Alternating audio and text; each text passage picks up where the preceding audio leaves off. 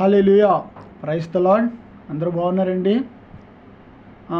యేసులోని జీవం అనే ఈ ఆధ్యాత్మిక కార్యక్రమానికి ఇచ్చేసిన మీ అందరికీ కూడా ప్రభువైన యేసుక్రీస్తు నామములో వందనాలండి, శుభాశీస్సులు. Praise the lord. కాసేపు ఇప్పుడు మనం యేసులోని జీవం అనే ఈ సారాంశాన్ని మనం ధ్యానిద్దాం. మన వాక్య ధ్యానాంశమై యోహాను రాసిన సువార్త 6వ అధ్యాయం 68వ వచనం. మళ్ళీ ఒకసారి చెప్తున్నానండి. యోహాను రాసిన సువార్త 6వ అధ్యాయం 68వ వచనం నేను చదువుతాను, మీరందరూ వినాలని మనవి చేస్తున్నాను. సీమోను పేతురు, ప్రభువా, ఎవని యొద్దకు వెళ్ళుదుము? నీవే నిత్య జీవపు మాటలు గలవాడు. హల్లెలూయా. అందరూ కళ్ళు మూసుకోండి.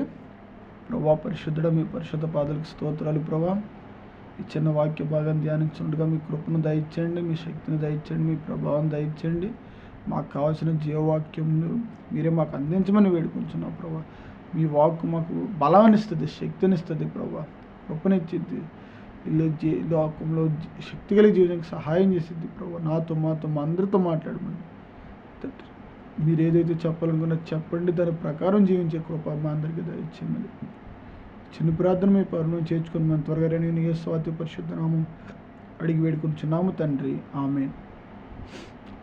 ప్రియమైన సహోదరులారా, ఇప్పుడు మనం చదివిన వాక్య భాగంలో ఇక్కడ సీమోను పేతురు మాట చెప్తాడండి. ప్రభువా, ఎవని యొద్దకు వెళ్ళుదుము? నీవే నిత్య జీవం గలవాడు. ఎక్కడికి పోయేదయ్యా? నీవే నిత్య జీవం గలవాడని పేతురు గుర్తించారు. పేతురు భక్త ఆ మాట ఎందుకు అనాల్సి వచ్చింది? నీవే నిత్య జీవం గలవాడివి. అవును, నిత్య జీవం అంటే ఏంటండి? చెప్పండి. అసలు జీవం అనే పదం ఏంటి అన్నది మనం ధ్యానించినట్లయితే, జీవం, ప్రతి జీవి, ఆదికాండం 1వ అధ్యాయంలో దేవుడు జీవముతో చలించు ప్రతి జీవిని సృష్టిస్తాడు. సృష్టించినప్పుడు అప్పుడు ఆ జీవి ఏదైతే జీవం కలిగి ఉందో అది ఎప్పుడు కూడా జీవం కొరకు తాపత్రయపడుతూ ఉంటుంది.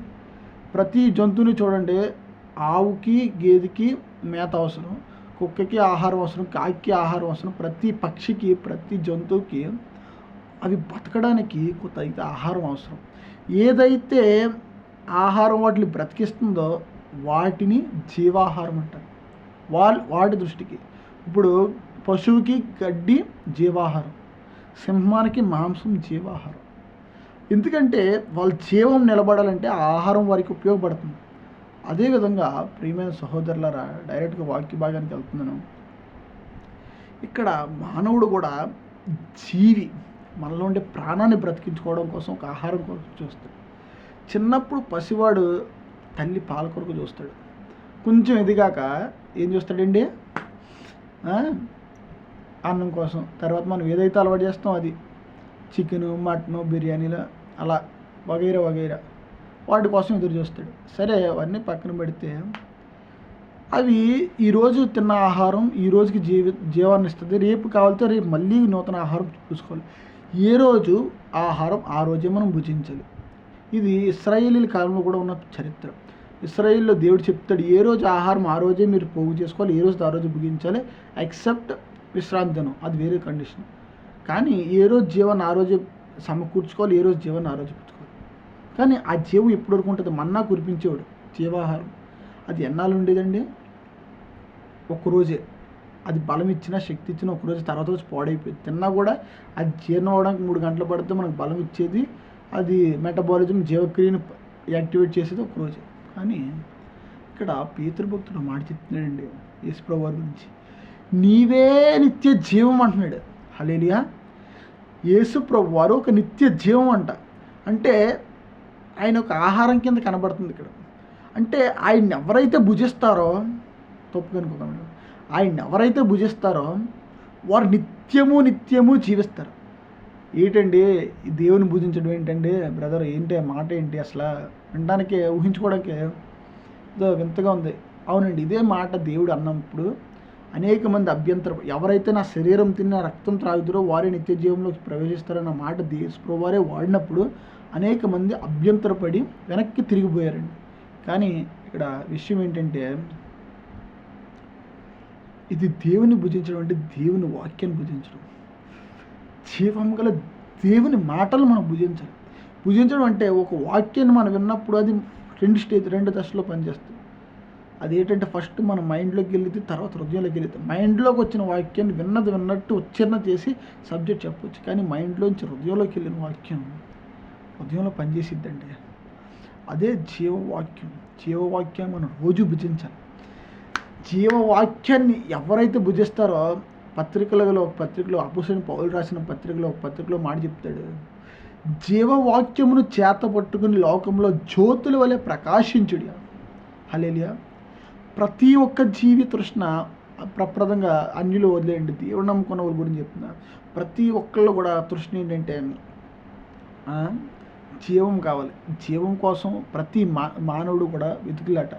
కొంచెం మందికి ఏమో మందులో ఉండిద్దని వెతుకుతారు, కొంచెం మందికి ఏమో పొగడతలో ఉండిద్దని వెతుకుతారు, కొంచెం మంది ఏమో ఘనతలో ఉండిద్దని వెతుకుతారు, కొంచెం మందికి ఏమో అవతల వాళ్ళ మీద ఈతల వాళ్ళ మీద చాడీలు చెప్పుకుంటూ వచ్చి ఆనందంలో జీవాన్ని ఎదుక్కుంటారు. కొంచెం మందికి ఏమో సినిమాలు చూస్తే, షికారులు చేస్తే, కొంచెం మందికి ఏమో వగైరా మంచి బట్టలు కట్టుకుంటే జీవం వచ్చింది, మంచి సంపాదిస్తే జీవం వచ్చింది. సరే, అవన్నీ పక్కన పెట్టండి, కానీ అదంతా తాత్కాలికమే. కానీ నిత్య జీవం అనేది ఏం చెప్పిద్దంటే అవన్నిట్లో తృప్తి ఉండిద్దని వెళ్తాడు, కానీ దేంట్లో వెళ్ళినా కొంతమేర తృప్తి ఉండదు. కొంచెం దూరం వెళ్ళాక ఇవన్నీ కూడా క్షయమైపోయి వాటి మీద విసుకొచ్చిద్ది. వాడు త్రాగబోతేనే కొంత తాగాక విసుకొచ్చిద్ది, ఎక్కదు కిక్కు, ఇంకా తాగాలనిపించింది. అలాగే ఎందులో వెళ్ళినా ఒకటి మీద చాడీలు చెప్పుకున్నా, లేదా ఏ వస్తువు తీసుకున్నాం, కొంత ప్రయాణం చేశాక అది జీవం అనిపించదు, తృప్తి నిండదు. తాగేవాడికి ఎంత తాగినా నిండదు, చాడీలు చెప్పేవాడికి ఎంత చెప్పినా నిండదు. అలాగే ఈ విధంగా ఏ తప్పులో ఉంటే ఆ తప్పులో ఏదో జీవం కొరకు, తృప్తి కొరకు వెళ్తాడు, కానీ దొరకదు. కానీ యేసులో ఉండే జీవం అపరిమితమైన జీవం. ఎవడైతే యేసు వాక్యం చెంతకు చేరతాడో, ఎవడైతే యేసు యొద్దకు వస్తాడో, ఈ వాక్యంలో ఉందండి నిత్య జీవం.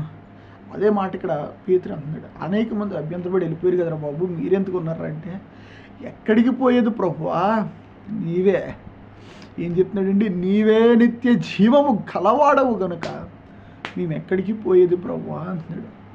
నిజమేనండి, మనం కూడా దేవుడి మీద కోపం వచ్చింది, దేవుడు వెంటనే పని చేయలేకపోతే కొంచెం వెళ్తాం, కానీ దేవుడిని కాదని మనం ఎక్కడికి వెళ్తామండి. మన కన్న తండ్రి అయినా, మనకు జీవం ఇచ్చిన యేసైన, మనకు ప్రాణం ఇచ్చిన దేవుడైన, మన ఉనికికి కారణమైన, మట్టిని మనిషిగా మార్చి మమతల వలయంలో నింపిన యేసయ్య, ఇన్ని ప్రేమానురాగులు, ఇన్ని బంధాలు నింపిన యేసయ్య, ఆయన వదిలి మనం ఎక్కడ పోతామండి? వెళ్ళలేము. వెళ్ళినా ఉండలేదు. దేవుని విడిచిపెట్టి ప్రార్థన చేయకుండా, వాక్యం చదవకుండా, లోకంలో ఏదో దొరికిద్దని వెళ్ళినా ఒక పూట, ఒక గంట, ఒక రోజు, ఒక 2 రోజులే.